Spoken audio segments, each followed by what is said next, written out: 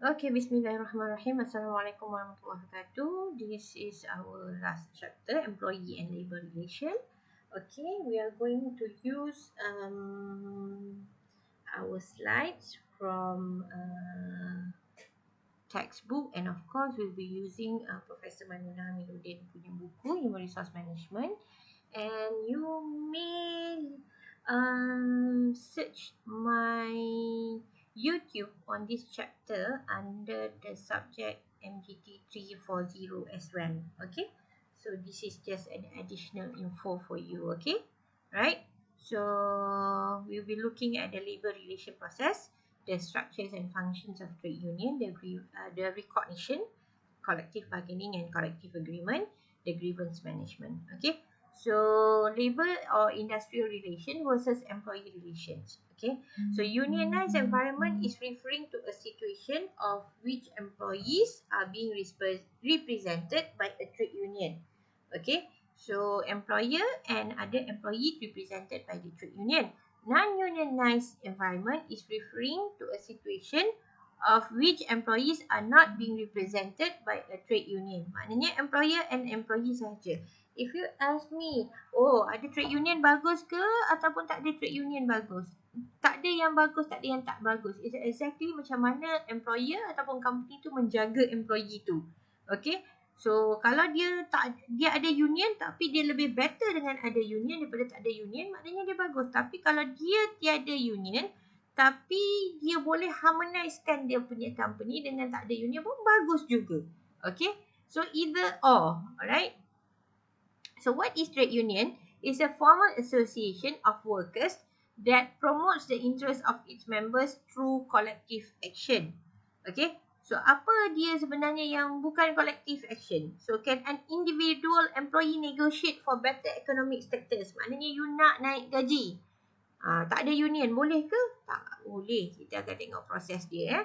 So what is nation trade union? A trade union is an independent association or combination of employees that acts as a voice to regulate relations between employees and employers for the purpose of improving good industrial relations, enhance economic and social status of both parties, as well as finding solutions to raise productivity for the benefit of those involved. Okay, so the concept of collective action maknanya union negotiate with employer on behalf of employee. Right, the process of negotiation is called collective bargaining. The output of collective bargaining is called collective agreement. Output daripada kita bargain tu, alright, ialah kita panggil collective agreement. And collective agreement on economic issues provide employee with contractual rights. Okay, right? So, kita tengok nature of trade unions ni. In general, the purpose of trade unions is to provide employee with collective action in order to promoting good industrial relations between employer and employee.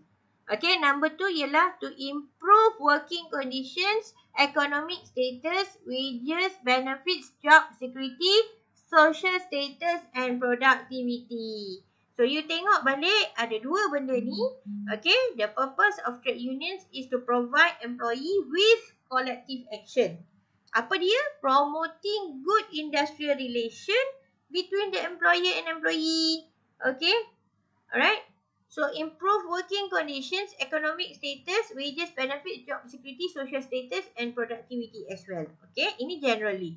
And kenapa employees join unions? Okay, first thing first ialah nak increase wages and benefits. Number 2 ialah job security. Number 3 ialah protections against unfair treatment. Number 4 ialah cooperation with fellow workers. Number 5 will be the peer pressure itself. Okay, so ini adalah statistik menunjukkan orang kata membership of the union dan increase lah kalau you tengok the number of unions daripada 1995 tu 504, average 2018 18 tahun 23 tahun macam tu naik lebih kurang 200 union. Okay, Still orang kata numbers dia tidaklah naik mendadak, tapi adalah peningkatan. Maknanya semua dah tahu hak masing-masing. Okay, ini daripada Section 2 under Trade Union Act 1959. Inilah dia tadi yang kita dah cakap tadi tu, definition of trade union dia. Any association or combination of workmen or employees. You may download. Kalau you ada union, you boleh download the act. Okay, right? So membership, the limitation of members of trade union, you kena faham So satu ialah membership is limited either all employee or all employer. Okay, membership is limited geographically. Mana yang Peninsula Malaysia, Sabah, Sarawak. Okay, for example, Kesatuan Pekerja-Pekerja Sekuriko Melaya Limited and Kesatuan Pekerja-Pekerja Sekuriko M Sarawak. Okay, dia ikut geografi lah. Number 3 ialah members of a trade union must be homogeneous. Example, work in a particular establishment, trade, occupation or industry and therefore possess common interests. Okay, for example, the Director General of Trade Union has decided that the electrical industry and the electronic industry are not the same and therefore one union cannot represent workers in both areas. Ni contohnya right?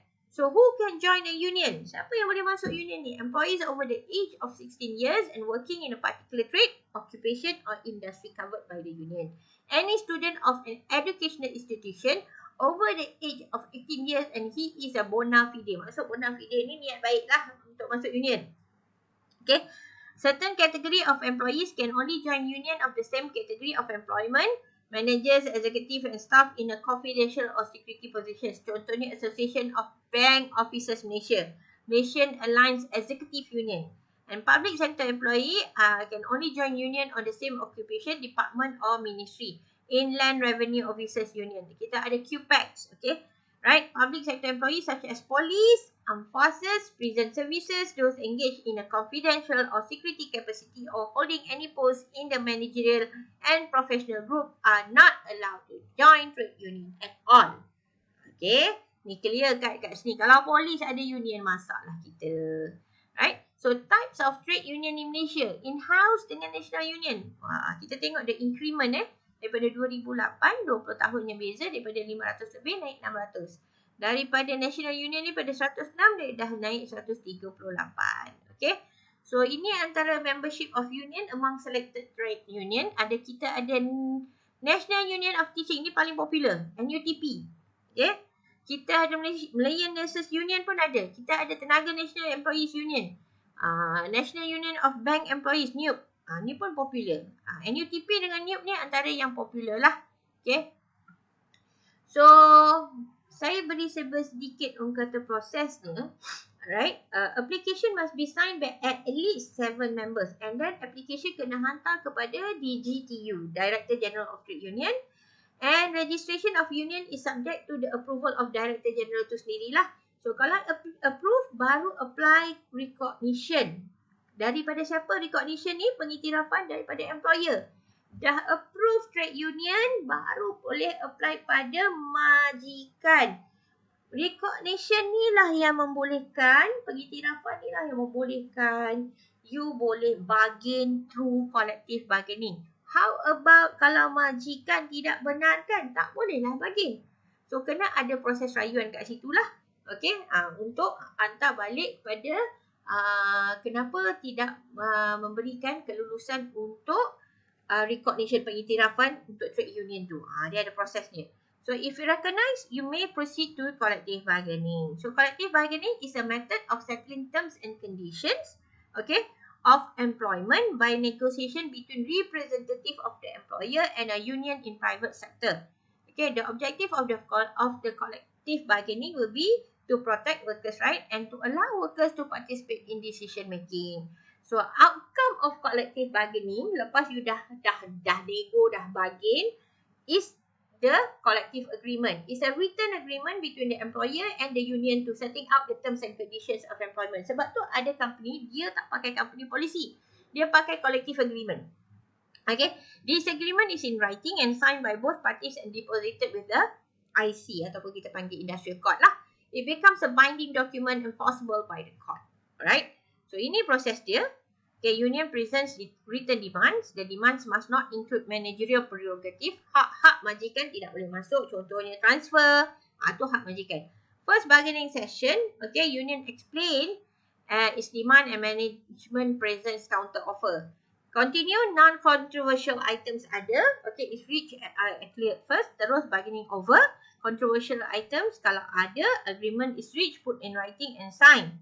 Okay, kalau katakan deadlock, tak dapat apa-apa to set breakdown negotiation, parties refuse to continue negotiation, conciliation meeting to help to resolve the dispute. If no resolution, baru pergi pada arbitration in industrial court. Itulah prosesnya. Okay. So, apa itu managerial prerogative? Tadi kita dah sebut dekat dalam proses ni kan?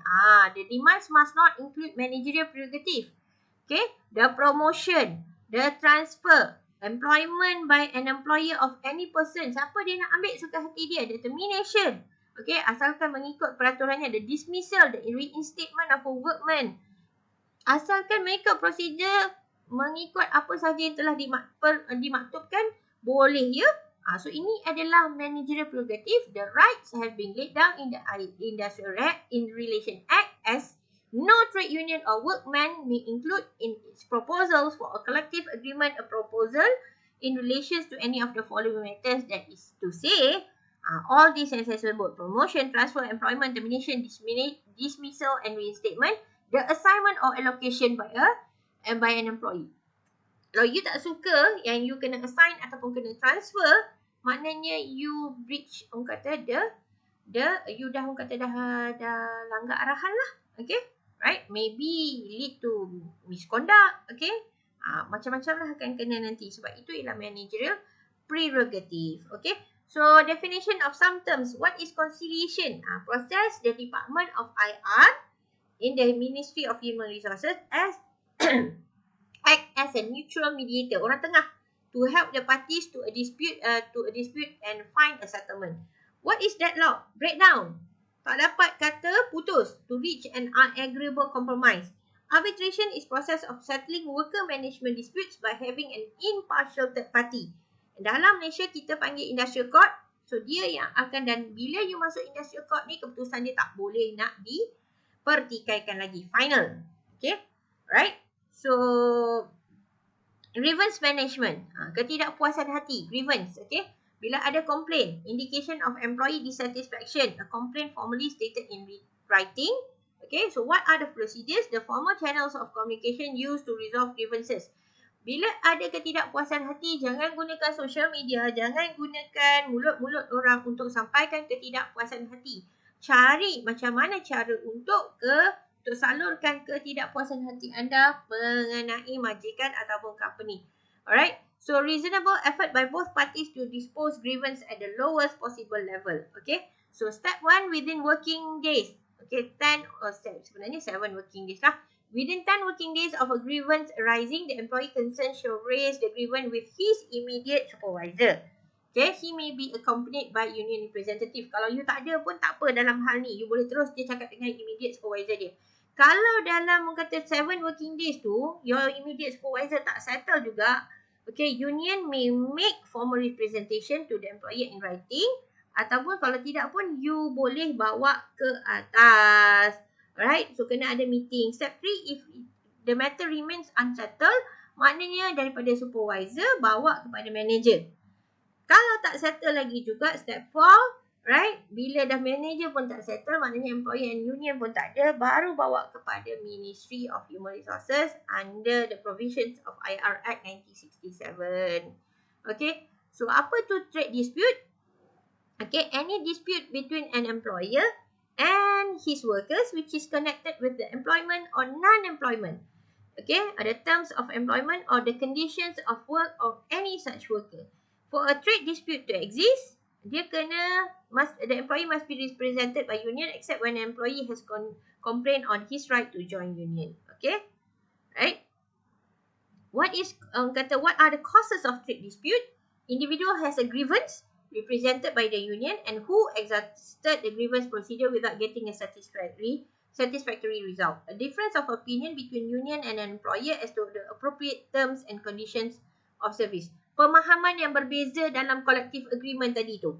Okay, right? Sebab tu pentingnya collective agreement tu semua orang kena faham. Okay, ni kat bawah ni. Right, employee ni terms and condition of the service of the workers ataupun non-implementation of an agreement or award. Dah buat dah collective bargaining tapi tak dilaksanakan. So macam mana nak settle trade dispute?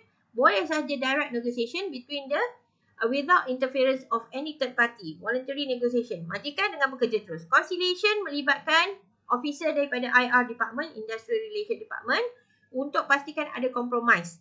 Mediation third party that not from government. Maknanya unbiased, respected and trusted to both party. For example, politician ke, kita panggil local leader ke, okay, ketua kampung ke, boleh juga.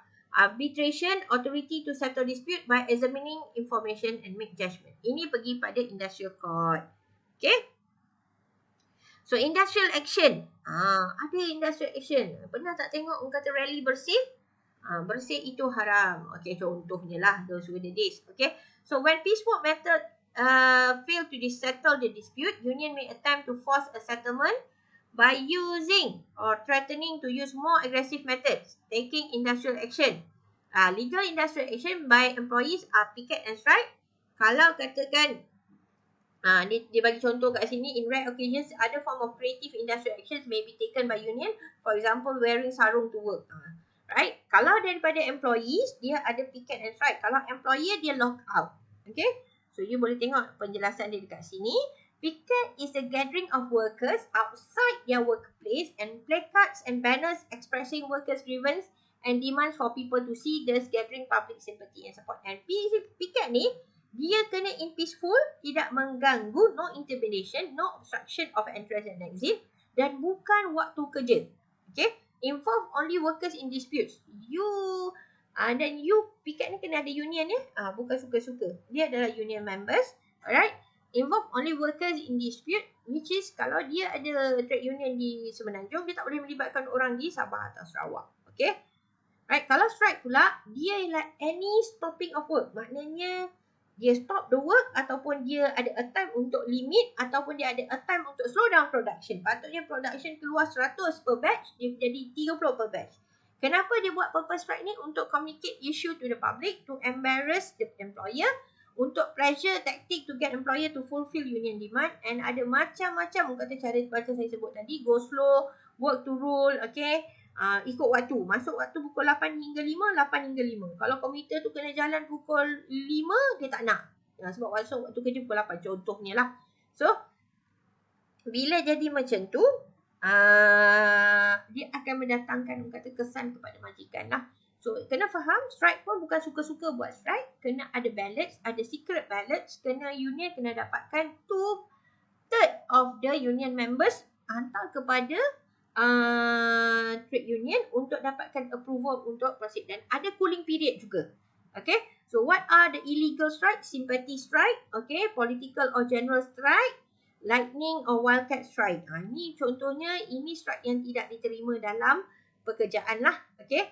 Lockout pula is an employer refuse to allow the workers to work, alright, until the dispute between them is settled. So maknanya you strike lah. Kita pun tak bagi you datang kerja. Baik you tak payah datang kerja contohnya. Right? So normally declared in response to an illegal strike by workers. Another alternatively to fight strike is by keeping companies operation by placing managerial, non-union employees or hiring replacement workers. Ni company yang memang dah tega, dia tak heran pun. You buat lah macam mana pun. Okay? So, in a way, right, bawa balik pada cerita saya di awal slide tadi tu. Bagus ada union ke tak bagus ada union ke, it depends how actually you preserve the industrial harmony. Okay, so in a unionized environment, employer has to be proactive and take positive steps in order to avoid trade dispute. Ini penting. Okay, so maknanya dia kena bagi training kat union leaders, kena involve union dalam company making decision, train supervisors to work with union representative, and provide physical facilities for union. Ini cara untuk you menang hati union. Okay, in a non-unionized environment, an employer has to be proactive and take positive steps in order to create a harmony non-unionized environment by, for example, paying high compensation, open door policy, invest in training and development, and create a climate of trust and loyalty. In a way, kalau you tengok dekat sini ialah kita nak create trust and loyalty from the employee. Sebab kita bekerja, orang kata separuh hari kita ni di office. Okay. So, di tempat kerja kita. So, obviously kita nak preserve the industrial harmony. So, at the end of the day, you would like to work in a very securely and safe manner of organisation yang nampak kepentingan you sebagai seorang pekerja. Okay. Right. Dan you sendiri pun tahu amanah you untuk bekerja. Okay. So, that's it. Alright. For our chapters. Thank you very much for listening. Assalamualaikum warahmatullahi wabarakatuh. All the best. Semoga kita semua boleh bekerja dengan penuh amanah dan kita tahu kenapa kita bekerja. InsyaAllah kita niatkan kerja kita semuanya kerana Allah. Amin. Thank you very much. Bye.